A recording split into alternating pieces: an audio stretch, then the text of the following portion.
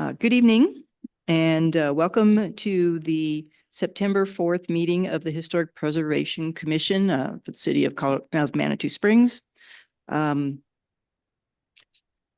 will get started tonight. First, I wanted to remind everybody of the purpose of the commission. The commission is here to protect and enhance districts of historic significance and instill and foster civic pride in the legacy and achievements of the past. To improve the economic vitality of the historic areas of the community through encouraging compatible rehabilitation of historic structures. So welcome. Thank you for attending. I would like to call this meeting to order and first begin with roll call. If I could ask each commissioner to introduce themselves and maybe just state how long you've been on the commission or when you joined the commission, if you remember that, because we have a new commissioner who I will ask to introduce himself and to share a little bit about himself with us tonight briefly. So let me start with Joy on the online. Hey, I'm Joy Porter.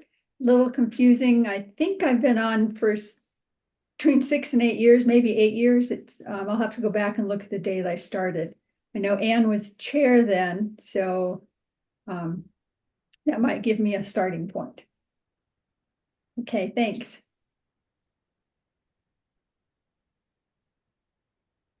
My name is Douglas Edmondson, Commissioner. I sat as chair for 2 years prior to Susan Presti, and I believe I'm in my 6th year on the HPC. Susan Presti, chair. This is my 3rd year on the commission. Laura Kinseth, vice chair, and I think I've been on maybe almost 2 years.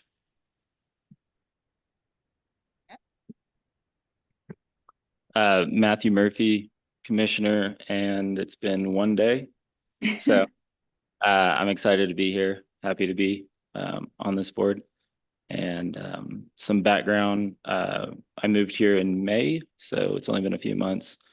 But myself and my family, we're looking forward to integrating into the community and doing our part. Great, thank you. We're so excited to have new people in town who are interested in serving. The first agenda item tonight is item number 2, approval of minutes. We do not have any minutes from last month's meeting. Is that correct? To approve, so we will wait till next month for those. Number 3 is notice of council action. I do not see any action. Is there any? Okay. Fred, has this commission met since, I don't believe they have, City Council approved the demolition of the Green Willow Motel? I don't remember. Yeah, Fred Rolandhagen for the record. No, I don't remember. And I don't know if we notified HPC about City Council's decision. Trying to remember when that was. But yes, just for the commission's information, the City Council did approve the demolition of the Green Willow Motel property or the structures as HPC had recommended. So they are moving forward with getting having that demolition permit and getting the appropriate permits from Pikes Peak Regional Building Department. Thank you. Anything else on that agenda item? No, but I will speak up if something comes to mind. I apologize for not having that in the agenda. Oh, quite all right. All right, unfinished business. I don't see any on the agenda. So we'll move on to item number 5, new business. This item number 1 will be a quasi judicial type item. So the process will be a staff presentation of this item, and then the commissioners will ask questions of staff that we have, and then we'll ask the applicant and or applicant's representative to speak and add any information they wish. And then the commissioners will ask questions of the applicant, and we'll open the hearing to the public. If there are any statements from the public in favor or opposed to this application, and applicant will be able to rebuttal those statements, and then we'll close it and the commissioners will discuss and make a decision about the grant application. So item number 1 is 52 Waltham Avenue, a grant application. Are there any commissioners who have had ex parte communications or have conflicts of interest they need to declare for this item? Yes, Douglas Edmondson, Commissioner. I need to recuse myself from this item since I am the contractor executing the work on this particular grant application request. Thank you, Commissioner Edmondson. We will excuse you for this item. All right. Staff. Fred, are you presenting this one?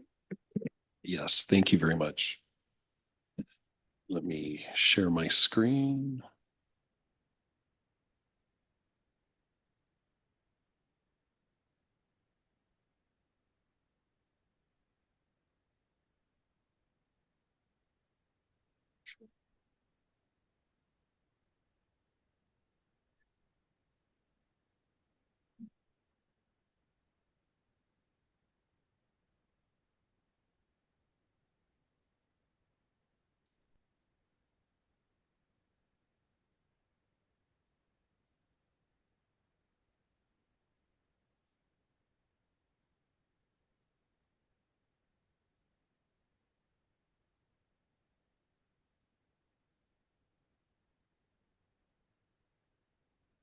Thank you.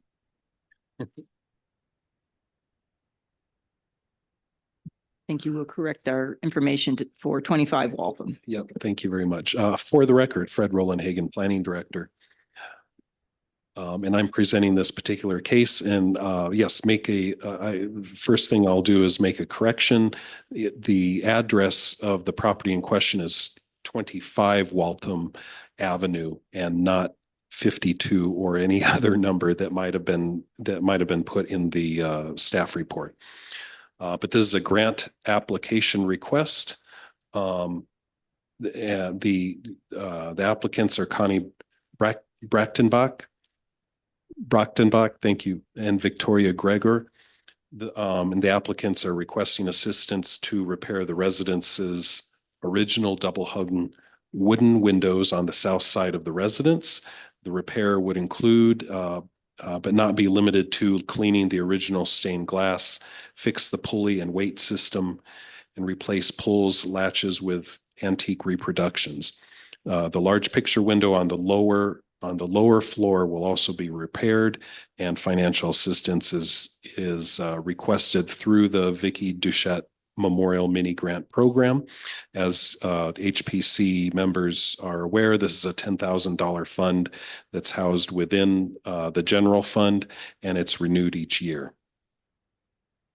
The mini grant program is a reimbursement grant intended to assist property owners with maintaining their historic structures. And as you know, one other application has been received for this year for $1,500. So that means we've got about $8,500 left for any grant applications to the end of the year. And then we'll have another $10,000 for next year for 2025.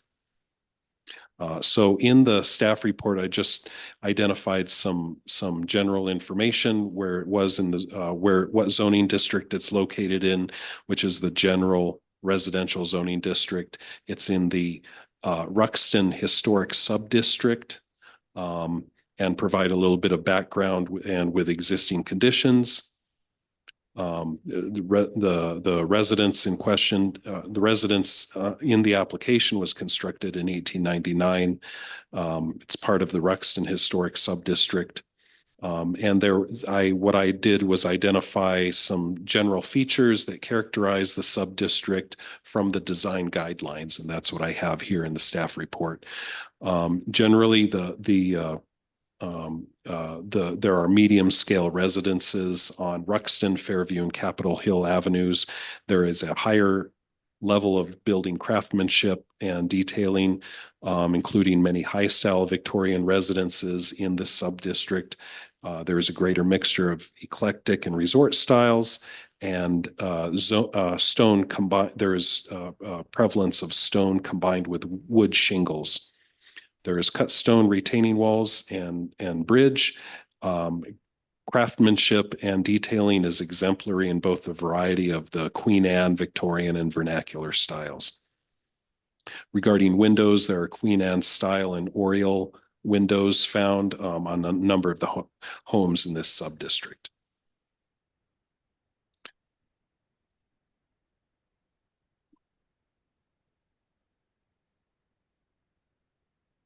So with findings and review criteria, there is not any specific review criteria for this grant.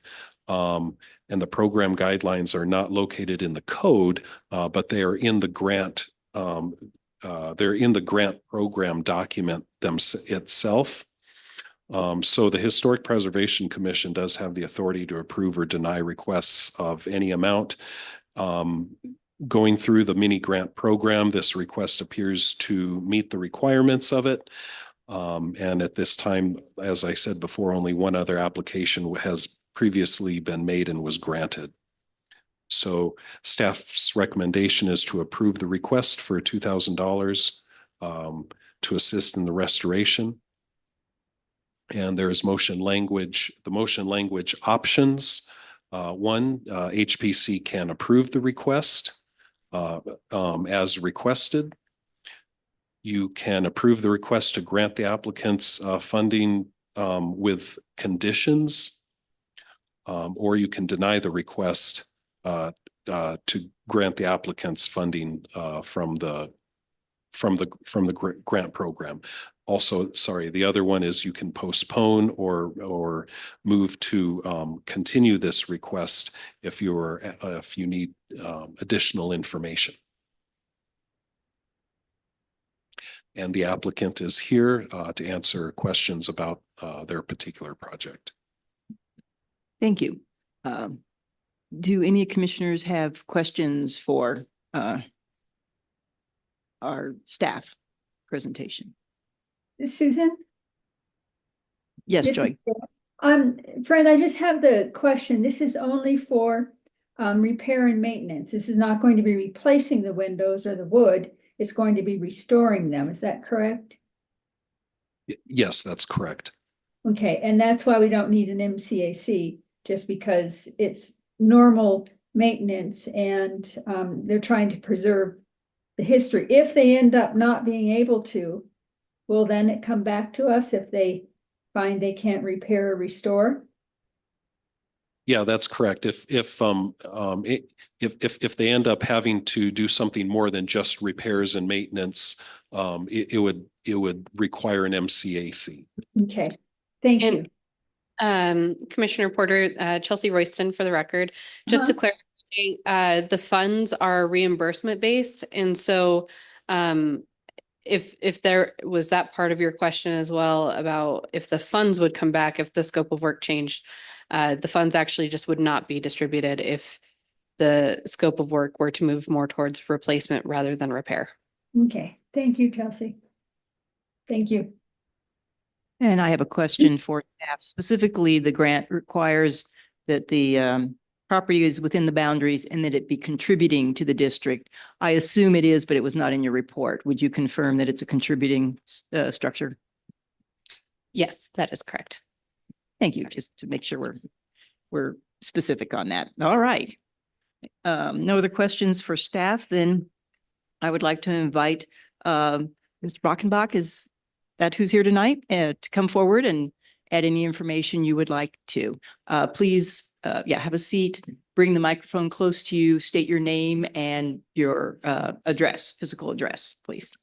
I'm Connie Brochtenbach. I live at 25 Waltham, Manitou Springs. I have a couple of items here that I'll share with you, just as as an example of what we're working on. I think I saw some of you looking at photos, so you have an idea of what the house looks like and all of that.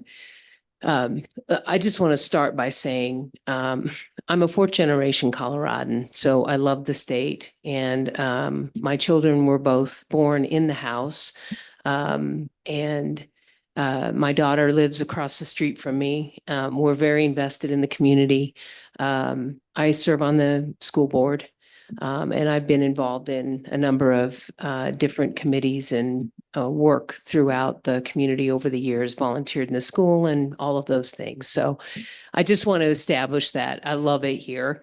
And I love Manitou and I love the historic aspects of Manitou. I think that often the historic elements of this town do not get the credit they deserve for the beauty. I think it's breathtaking for people who are seeing it for the first time, but also for attracting visitors when we think about it from a sales revenue perspective, but also encouraging them to come back. And so the house that we live in, my partner Vicki and I purchased in 1992. We bought it from our dear friends, Pam Hartman and Jeannie Kirchanen. We have just spent our lives working on it. And this window project, I actually very naively took on myself about 2 years ago and, started diligently scraping paint and thinking about all the ways that I was going to repair the windows. Because as you can see from the photos, the south side of our house is the showcase part of our house. It is very Victorian. It's show stopping. People driving down Waltham literally stop and take pictures of our house. So it's, from what I've been told, this is all like urban legend, I think, but that it was the Waltham Manor, or considered the Waltham Manor at one time. And our records actually show that the house was built in 1892. I know you have 1899. Doug actually thinks, based on some of the craftsmanship he has seen in the windows, that it was probably built earlier than that. He thinks maybe mid 1880s. So this is an example of the bottom portion of one of the double hung windows. And I've got some examples of the original stained glass. So as much as we can, I have a little funny story. Pam and Jeannie have a son, Eli, and one Christmas they decided to give him a BB gun, and he proceeded to shoot out many of the original stained glass pieces. So there are a few that we will have to replace, and Doug has sourced a glass company up in Denver, and I can't for the life of me think of the name of it, but they do stained glass, some of it original. So where he can, he's matching original to original. Where he can't, he's replacing some of and it's very few that are broken. I realized about, 2 months into this that I was in way over my head. And my biggest fear was that I was going to do something to cause the stained glass to fall out and break. And many of these ribs, this isn't a great example, but there are a few of the windows where, just because of, I'm assuming, heat and water contraction over the years, expansion and contraction, the ribs are bowed. So there are some of these ribs that hold the stained glass in that will be replaced, but by and large, we're saving the original wood windows. And all of the windows have the original pulley and weight system. So we've completed two sets of windows. We have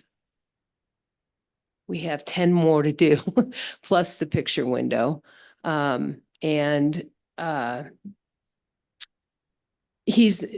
didn't do a very good job of explaining the amount of work that's involved, because these windows have to be completely taken apart to strip them down to the base wood. And they have multiple layers of paint, as you can well imagine. There's something unique about the design, and again, Doug would be a better person to ask about this if you're interested, but apparently whoever built these windows put pins in, and if you pull the pins out, the windows completely come apart. And then the pins can be reinserted. They're wooden pins. So he said that's a unique feature that he's never seen before in these windows. And like I said, the wood is all, this is an original piece. I don't know if any of you want to look at it. I mean, I can pass these.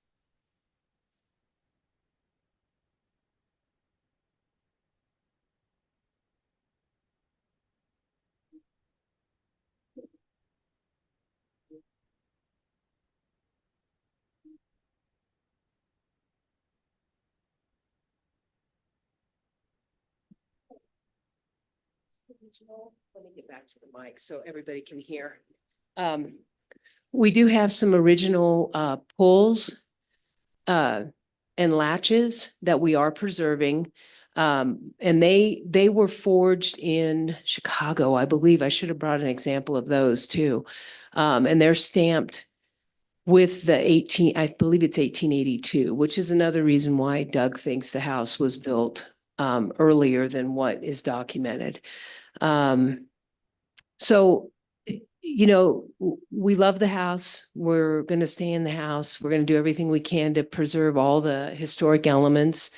Unfortunately, before we moved in, a lot of the original, like, you know, tin tiles on the ceilings and stuff like that had already been torn out. And I think the outside had a lot of Victorian filigree, you know, the ornate wooden decorative elements that they would put in the corners of the homes, but that was all gone when we moved in. So this is, I suppose in some ways, other than the house itself, some of the most significant remaining historical pieces in the home. I mean, we have the original wood banister, which is made of maple. So we have a lot of really beautiful elements, but some of it probably is pretty modern by, you know, the 1800s kind of perspective. But yeah, I was really glad to connect with Doug because come hell or high water, I was going to figure out what I needed to do to save these windows, and they're in very bad repair. I mean, they absolutely need to be completely pulled out. I mean, we have a piece of plywood in the window when he takes the set out. But they're beautiful when they're done. And, you know, obviously we'll continue to do whatever we need to do to maintain them. So I think that's probably it. Oh, the original, not only is the stained glass original, the single pane glass is original too. So that's why, again, painstakingly, we are doing everything we can to preserve every piece of the wood, the glass, the stained glass.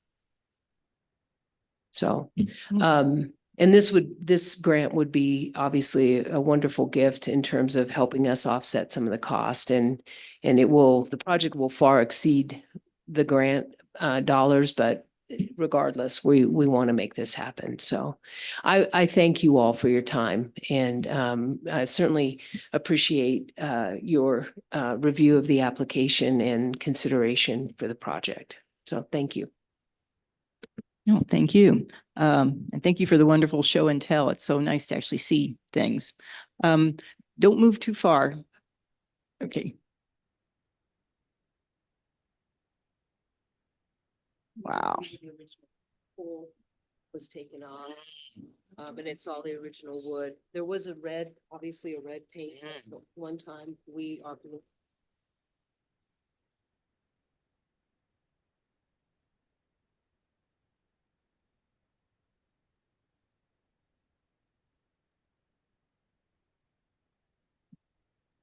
Oh, thank you. So commissioners, does anybody have a question for Ms. Brockenbach? I did, Susan. Okay, Joy, go ahead.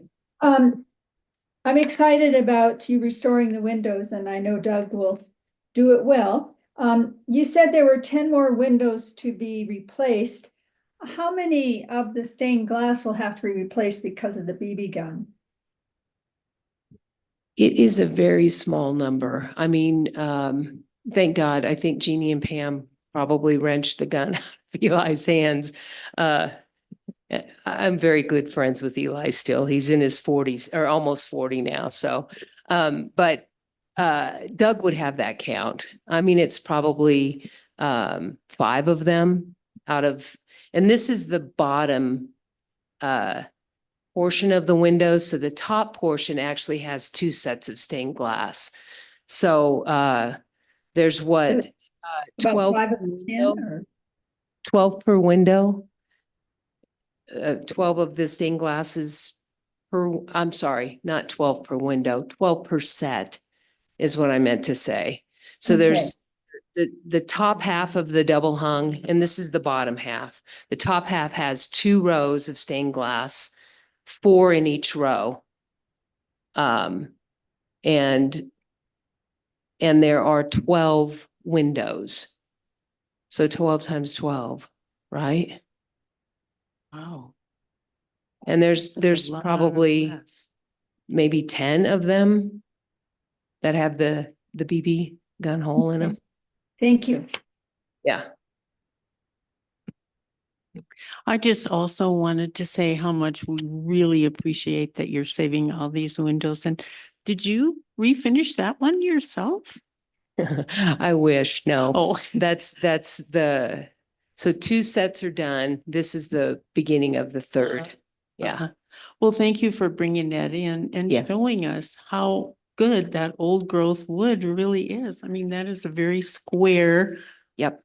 window and the only 2 windows that have the bowing at the rib, I guess that's what you would call that, are the definite south facing in the upper bedroom.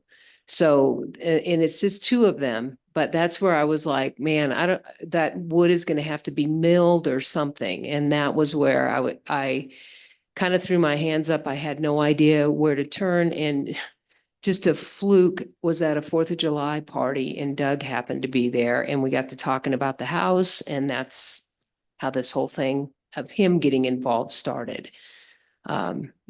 So serendipitous. yes, well, I feel very confident if with Doug in charge that everything will be completed correctly. Yeah, he's very passionate about it. He Yes. loves the house and he loves the windows and obviously all the history. So yeah, the project's in good hands, literally and figuratively. And like I said, we love the house. So whatever we can do to preserve and maintain, that's our goal. Okay, thanks. And I did have one quick question. I think it mentioned that you're also redoing the picture window. We didn't have a picture of that. Does it have the stained glass edging on it also? If you look at this photo of the house. The full house? Mhm. Yeah, so it is the large window toward the east. So there's the 2 dormers, the 2 peaked roofs. Okay. It's the very big window down at the bottom of that east. This window right here. The right-hand side with the bump out. Okay. Yeah. All right. And it's Great. got the stained glass all around, 2 rows at the top. So it has 2 rows at the top, and then the side runs the stained glass down the sides of it. So that's where the Christmas tree goes. Perfect. Thank you. I just wasn't sure where it was and what it looked like. Yeah. And Appreciate these that aren't it's great got the photos, so I stained glass too. apologize. Hmm. Should have done better job with that. Excellent. Okay. That's all my questions. Matt? I just wanted to say, I think what you're doing is awesome. I have an old house and none of the original windows work. So I want to do something similar. Do your pulleys, you said that most of the pulleys are broken. Were the ropes broken or was it painted or? It's a combination of all those things. Okay. The windows were painted shut originally, and over the years I got them open. but none of the pulleys were working. And I didn't know if the pulleys were in there, you know, the weights. Mhm.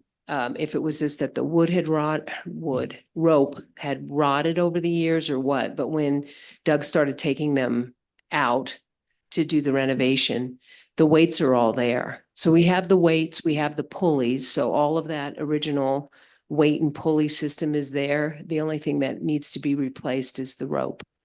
Okay.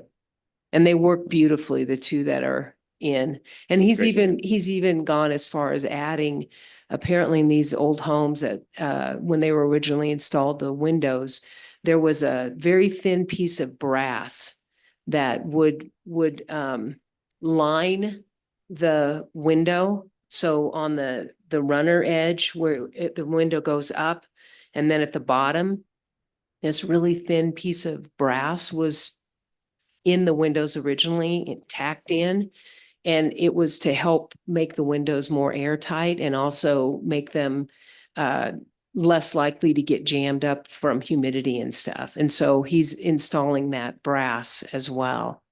That's awesome. That's Yeah. good to hear. I didn't know that was a thing. So, Yeah, me either. That's why I'm working with Doug. yeah. Thank you. Yeah. Okay, thank you so much.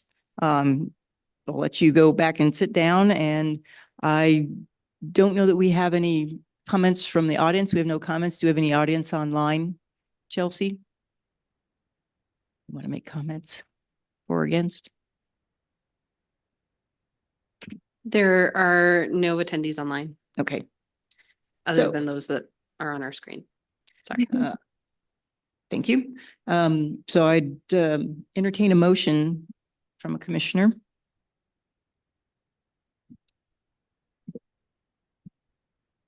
I move to approve the grant application for 25 Waltham Avenue as requested. Do we I have a would second? second it. Thank you, Commissioner Porter. I have a motion and a second. Is there any additional discussion? Please vote. All those in favor of approving this request for the grant, say aye. Aye. Aye. Aye. And Commissioner Edmondson is excused. So that is unanimous approval. Thank you so much. And I too appreciate your dedication to this house. It's just wonderful.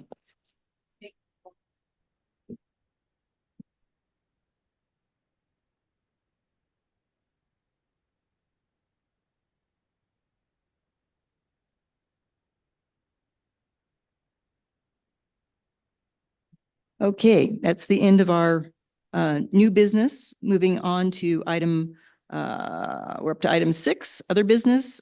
Item 2. Director, would you like to start our discussion on this item? Yeah, absolutely. Oh, maybe We'll wait give for a chance. Yeah, we'll give a chance for Commissioner Edmondson to our get back. commissioner to come in.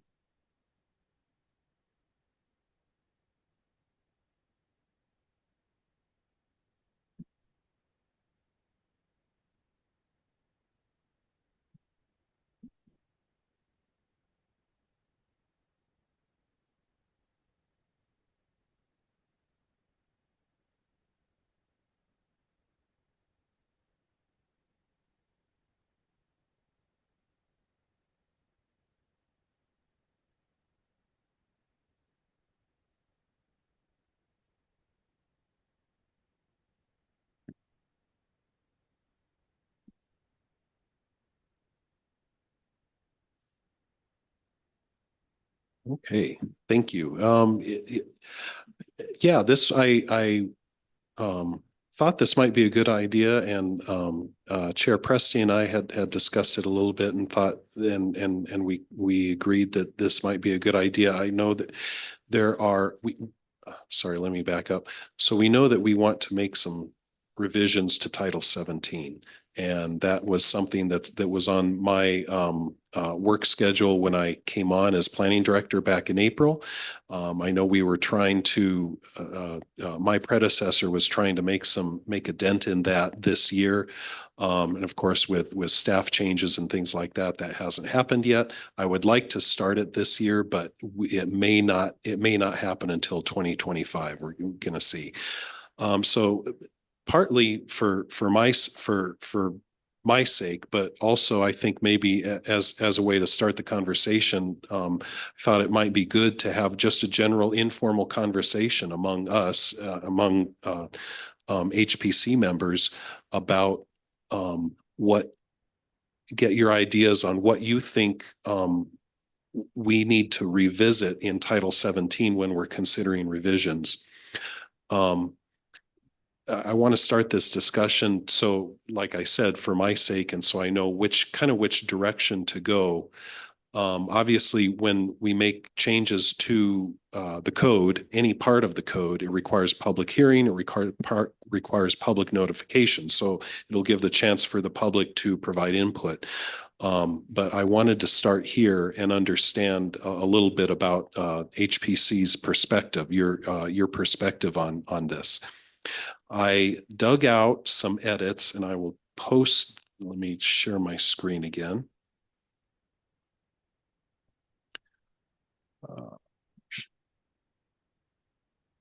Let's see, I think we can see this. Oops. There we go. I dug out a couple edits that were in a file from my predecessor. And maybe we can use this as a starting point, but this is as best as I know, this is kind of some initial thoughts on what things at least need to be or should be revisited for Title 17. I am not too familiar with the context of these, where they came from or why or anything like that. But I thought maybe this would be a good discussion, beginning of discussion to talk about changes. Talk about, is this a good list to start off with? Do we need to look at other items in Title 17? Are there items on this list that you think are fine? But I generally I'd like to kind of start this discussion in that way. We can go through these points, or we can kind of start with, we can just open up and have, like I said, informal discussion about anything that you would like on Title 17. In terms of time wise, let's see, it's about 6 o'clock right now, or it's almost 6:10 right now. So I would think that maybe we can have maybe an hour discussion or something like that and see where we are. If we want to get into the weeds on some items, we can do that. Maybe we can schedule some additional time at later meetings, or maybe see where we are in an hour and then kind of go from there. And can I ask a clarification before we start that? There's a couple, just a clarification of the process. One, when we do make changes, the council will want it redlined. They'll want to see what we're changing. I know they always ask for that. And it's something as we're doing the organization. The other question that I have is there's also the design guidelines, if we're going to include that in it. And then if we're going to go through 17 from the start to the finish. Some of the things are pretty obviously not change, we wouldn't be changing, but are we going to do a really thorough job, or just in general look at some of the areas that we know need some changes or adjustments? What's the process you're going to use, Fred, for this? Yeah, I think that's a good question. I am unclear as to how thorough of a review we need to make with Title 17. I know that the design guidelines are my understanding are a little bit older, and it might be good to do a review of the design guidelines too. But yeah, that I'm unclear. And so I'm not sure exactly where to go. What we could do, one option would be to, I know we may have some money in the budget to, hire a consultant to help us out with this and maybe provide some, pointers or some direction for best practices. Chelsea, do you have any other thoughts? Because you've been here longer than I have. So I think that this conversation is, we're hoping that it will inform kind of the scope of this project. First of all, just checking in with you all and making sure that that this is something that you see as a need to undertake. Staff has a different relationship with the code than commissioners do. So we want to make sure that we're understanding, the intent behind these regulations. And then that way we can craft them so that we can implement them as consistently and fairly as possible. So I think, like Fred said, once we kind of understand a little bit more about how you all perceive the code and any necessary changes, that will help us inform whether this is something we can do in-house or we need to hire consultants. There will be a public engagement process either way. And then going all the way through city council where we'll have that fully redlined version. It's just whether or not it will be a complete overhaul like we saw with the land use and development code, or if it will be something where there are tweaks made to the existing structure. Do you all mind if I chime in for a second? Sure, go ahead. So I think that, I don't know if there is a need for an outside consultant or not. The city attorney, Jeff Parker, in our office has been pretty involved in making code updates whenever necessary. And I know that this has been talked about a few times now. So I think if staff wanted to take a first crack at actually doing these amendments and, we could be involved in editing and reviewing and making sure that all the cleanup is consistent with other provisions of the code, then we can certainly do that and discuss that. And then to Commissioner Porter's point, whenever we do a big red line or amendment to the code, we usually do have a red line version and then have the ordinance version, which is the either clean up, repealing and reenacting sections, or actually in italics and then strike throughs shows exactly what has been changed. And I don't know, maybe if right now we want to just talk about areas of the code that everybody has noticed are problematic or outdated or not being used anymore. We've certainly came across that in the last demolition process. We can identify those, and then maybe it would even be appropriate to have a work session where, we look at it with a finer tooth comb. Just throwing that out there. Thanks, Katie. Yes, that's exactly what the intent of this is. And it'll just come down to whether staff has capacity to tackle those with the city attorneys or get a consultant. So yes, this is kind of the first work session is a way to view it. Just to set scope, my perspective is some of these are sort of administrative. It's really about how this code does and doesn't work for staff. So there are some things that staff probably has more input on than we do. I would love to spend, if there are topics that the commission feels are areas that need clarification for our work, we should bring that up and then let staff do their side of the piece. And I will say the one big thing I would love to look at as a commission is probably the demolition. I think we saw, and that's the most recent in our memory, where there are pain points and clarification where that would be helpful. I would prefer waiting on the design guidelines and making that a separate project. That's a big project too. I don't want to try and do both at once. I think one at a time is all we can handle, unless anybody else has a different perspective on that. But Susan, the only thing I would say about design guidelines is if in 17, there's a referral to the guidelines, you know, they say to go to the guidelines, that someone checks to make sure what number is in, the number of the guideline is actually what we're referring to. Because sometimes I find that the design guideline doesn't match what 17 is saying has. Just do a double check, because I agree with you. It's a it would be a big undertaking to do the design guidelines, even though eventually we'll have to. But I agree with you on that too. Well, that's a good point. If we have cross pointers that are not correct, I would consider that an administrative sort of thing, but Yeah, somebody. it's really administrative on that one. I tried matching some of them, but I had too many computers up. So I stopped.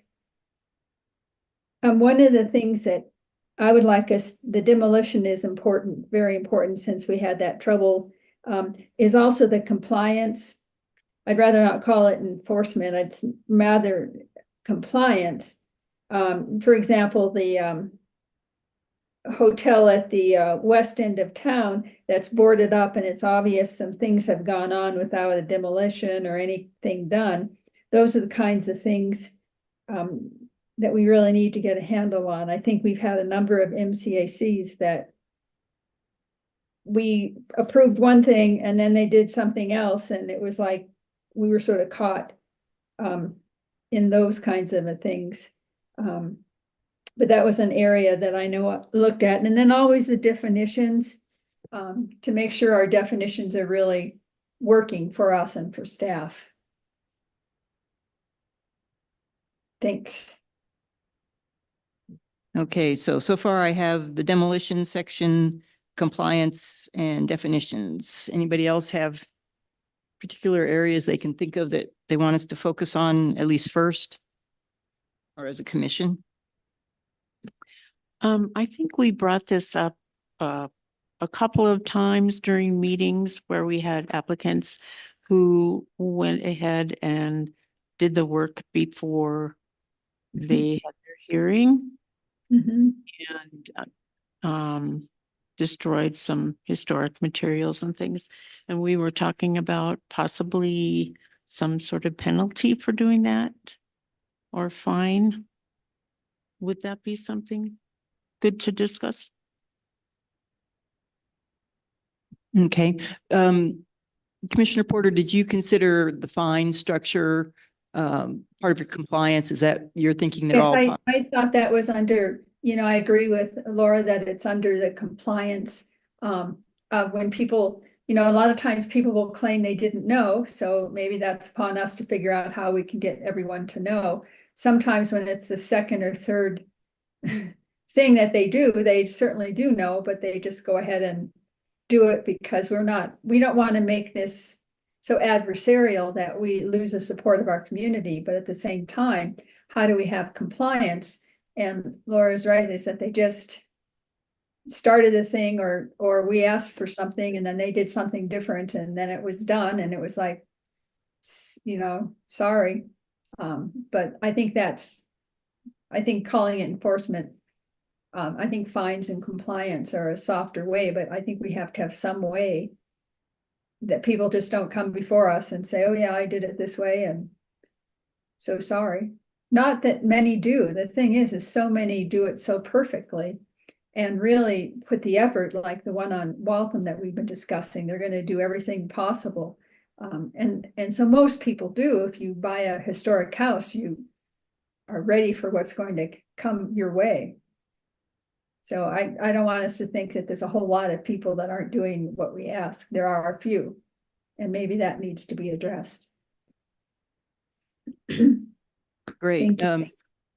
Commissioner Edmondson, what thoughts do you have? Are there sections that I know the compliance has been probably one for you? Are there other sections or things that come to mind that we want to focus on for sure? Certainly, of course, I think there needs to be a robust conversation around the not only the guidelines, but the administrative aspects of the demolition process application. What is considered contributing, what is not. That's a big one. And, you know, like we saw in our last canvas with this demolition permit, that we had someone who had opted out, but the property itself still remained in the historic district. And then should anything new be vetted, on and on, I really think that needs to be revisited. A couple of these things on this list already I could see should probably be just lined out. Remove citizen participation plans and reports. I think that the spirit that was born in mid 1960s, that spearheaded the Preservation Acts of the United States, was because there was no public review. The public was not involved with the demolition of these, you know, wonderful historic structures that fell. And that's what created councils like ours. So I think that's really important to keep that in place. I think that can just be taken out in its entirety. As far as the signage in the downtown area being reviewed, I can't think of any other signage in this town that would be reviewed that wouldn't be in a historic district. Would I be correct in saying that? Broadmoor and Pikes Peak Cog Railways Historic District, the Cheyenne Village / McLaughlin Lodge as historic district. So anything that would go up in those areas as far as signage would be part of our purview anyway. So it's specific to the downtown zone district, though. Is it? So it has to be in the historic district and then further within the downtown zone district. Well, maybe that So I horizon think- can be broadened. I think as, that's you know, where that disconnect is. yeah, very good. And So I think also, Doug, some of those signs that were too large on the historic buildings that eventually were put back to where they're supposed to be. I think that's signage needs discussion too. yeah, no, I think there's plenty of discussion points. Of course, I think all of you know my feelings about compliance and you know, as a contractor, you know, you're supposed to follow the rules. One of the lapovers that I see right in this bullet point is the compliance, and then the windows. You know, you still don't have to have any sort of permitting from the regional building department to replace windows in a house. People go to replace the windows in their house. They just tear out these historic windows, throw them away. And because there's no accounting from a regional building department that somebody has to do for their home, it doesn't come up in a resale aspect of a building when it's flagged for any improvements that have been made since this last sale, all those sort of things. So I don't know if that's something that the city of Manitou could do. I'm really surprised that the regional building department hasn't hopped on to that, but also they deal more with energy efficiency than they deal with, you know, historic preservation. Sorry, I know I'm not a commissioner, but do you mind if I chime in as well? Certainly, yeah. I think it would be really important, and I know it kind of bleeds into the design guidelines, but I think there's conflict between the land use and development code and historic preservation code in terms of materiality that is supported in terms of fire mitigation and those sorts of items, energy efficiency and those. So I would really love to see a discussion around those topics. Yeah, and that's, you know, again, as a contractor and someone who's out in the field, I mean, I see that. And even though I just praise and support any usage of historic materials that can possibly be used, I knew that we're not in the dawn of a new age, but we're in the middle of it. Siding, windows, roofing materials, we're going to start seeing a lot more pressure from insurance companies to have these things on houses, particularly in interface areas like we live. And, you know, it's just the future. It's unfortunate, but that's the fact. And if somebody wants to go ahead and do shake siding with an asphalt, you know, roof, you know, so on and so forth, but, you know, people are going to start leaning more towards composite and metals and things of that nature. And I think that those should be inclusive in our guidelines. We should be friendly to the usage of those materials as long as they are in like. I mean, there's plenty of it out there. There's plenty of replica materials for siding, plenty of replica materials for trims, so on and so forth. I like that. Plus, if we make the clarification of what those materials would be in the guidelines, because we're pretty vague about most of that in our guidelines, we probably would help contractors and everybody else, as long as we're not conflicting with the other code, and we'll have to look at, you're right, that needs to be looked at. Depending on how that particular section interfaces with the guidelines, it might be more appropriate to have that called out in code, so it's more enforceable rather than the guidelines, which are not codified. Okay, that is good information for me. I didn't know, and because we've talked about certain products and materials that we would prefer not to see, but if you think they need to be in code, then that's good by me. Yeah, and I can say that over the last 6 years and dealing with this, that has been kind of an aggravation where, well, the guidelines say this, but it's really not in code, so therefore we have no way to enforce this. And so what I see here is I think this is a great conversation. I think there's some good bullet points up here. I think commissioners have some homework. We could go home and look at these things. And then, have another session, because one of the things I've noticed is if we try to just rush bulldog this in one night, it's going to kind of be a little half baked. If we get a chance to revisit it every meeting, touch on a few things, and then and I think Katie was going for this probably belongs in an executive session to be making these kind of decisions. Would I be correct in saying that? No, I'd say more of an open, but a work session that's not a Yeah, it's quasi. not- it's not executive, I don't think. Yeah, that's right. Unless you need specific legal advice on a portion of the code, it's a work session, I think. Yeah, and I don't think we were looking for really any specific detailing tonight. We were looking for kind of, yes, go in this direction sort of ideas. Well, we're getting at least the topics we want to look at. I'm writing them down. So far, I have the demolition and probably economic hardship that corresponds to that. Compliance, fines and enforcement, looking at the definitions section. Look at the definition. Well, this would come under definition, contributing. And then the materials requirements, looking at what materials we would want to specify in code and double check it against land use. Those are kind of the things I've come out with so far. Maybe we start with one or two of those at a time and go from there. But as you said, I'm not specifically ready to do any of these tonight, but does that sound like kind of a working structure for you all? And when staff has time to work on you all could come back to us with redlined items that are more the administrative, specifically for your processes on your side? Yeah, I think so. Yeah, this is very good. It helps me get a framework of what we're looking at. Kind of, as I said before, if I know the larger goal, what's the objective of the revision, it can help. It helps focus our attention on the things that need attention and not focus on things that do not need attention. So this is a very good outline. I appreciate this, and it'll help us put together some more detail and bring some maybe overarching concepts or overarching some of the big picture things back to HPC to have more discussion, have maybe a couple more working sessions before we are ready to have a red line or something ready for public comment and public hearing. And I'll put out the question to the commissioners. Does anybody feel energized to do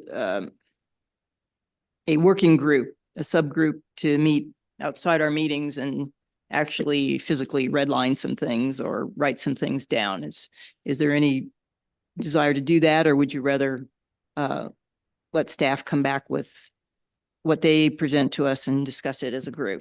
I'm going to just throw that out as an option. Susan, I would think that as we start the process and we start, there's administrative things, and then there's some of the content that we have concerns about. I think at some point, we may need to do a working group just to put some things together. But I think right now, and in the, it's always go slow to go fast. I think we'd be ready to maybe then come up with a group that might do it, but so those are some things. I agree with you. I don't think we're quite ready to be real specific or quite ready to say this group is going to go off and do it until we really get some input from all of us about what direction we're going in, and then maybe form a group. And just as a reminder about open meetings laws and things like that. Any meeting of 3 or more commissioners is needs to be publicly noticed.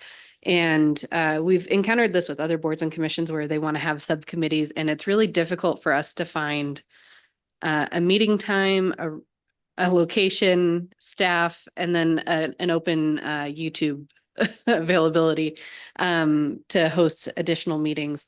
If anyone does have any specific energy they'd like to direct towards certain parts of the code and do kind of mini versions of red lines, feel free to take that on and then send it to staff, and we can incorporate that into our next iteration if that sounds acceptable to you all.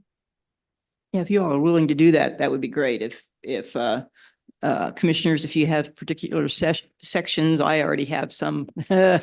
Knowing me, I'm as the wordsmith, I have some sections and some things written down. But I thought as much. if what staff member do you want us to send it to? Do you want it to be Aaron or Fred? Do you want to take this one? Yeah, you can probably send it to me. Okay. I think I'm going to be the case manager, the project manager for this. So, Okay. Yeah, I'm sorry, it falls to you. Okay, so that's if commissioners, if you have something specific within those topics or even some others along the in the code, go ahead and send that to Fred, and he can start compiling and redlining and bringing that back. So do you all feel like we've accomplished enough tonight, or is there something you want to go beyond? I would like to say one more thing is, the city of Manitou Springs and current staff and prior staff, Hannah, done a great job of restructuring our code and our guidelines. We have a good framework as far as an outside consultant. The only thing I can say to that, this is Manitou Springs. This is our community. We're here because we love our town and we have a spirit of historic preservation. And I think keeping it personal, keeping it intimate, keeping it Manitou is very important. I don't see the benefit of bringing in a consultant. We've got a good framework. We have a good working relationship. I don't. I like Expense, not rude. Fred, I did have a question. The design guidelines are about 120 some pages, I think. Is there any way you could just maybe me get a hard copy? I've been working with iPads and the computer, and I think if I had a printed copy, it might be easier to connect some things. Yes, we can absolutely do that for you. Okay, thank you. And is that just the guidelines or the guidelines in chapter 17 or? I personally have chapter 17 just because I always would read it on some of our situations. So, but I don't have the design guidelines. I can go to them and find them, but it gets with different screens, you end up sort of needing a printed copy. Yes, we'll get that for you right away. Thank you. I just have one more question or to clarify. For this first step, are we just working on Title 17, or should we be, when we bring you our topics that we're interested in, or are we including design guidelines as well? I think Susan said we're not taking them on. I just refer to it when, like, you're looking at windows or you're looking at demolition or you're looking at things. Sometimes it helps to have the design guidelines just to look at. I'm not saying we're going to take that on because that would be a whole nother process, but it just helps me, Laura, to look at it and understand maybe what does it mean when they say modern materials? What does that mean as it pertains to the design guidelines? It's just more of a learning thing for me. It may not be for someone else. Yeah, I think the intention is to focus on Title 17 and make sure we make Title 17 the best that it can be. And yeah, try not to swallow the whole elephant and take bites out of it. And then we can maybe, I would imagine that as we go through Title 17 and make revisions to it, we're going to identify things to visit in the design guidelines. And its relationship to Title 17 as well. And that we can tackle next time. Gee, thanks. Oh, Matt, aren't you happy you jumped in when you did? You'll get to learn the code well this way. Yeah, definitely. I have a lot of reading to do, a lot of homework. And it's hard when you haven't experienced using it. So we don't expect you to necessarily have the opinions we do, but you'll be a good sounding board for when we write it. And then you're trying to, when you look at it, can I use this? Will this make sense to me as a new commissioner? Mhm. You won't come in with preconceived notions like we will. So you'll be a good sounding board for us and make sure you give us that feedback. I think that'll be helpful as we go forward too, because some of us have too much use of this and some of us are in the middle, and you will have a good perception of whether we're actually saying what we mean. Okay. Fresh eyes. If you have enough, I think this was a good start, not to Yep. be too down in the weeds yet. Gives us a framework.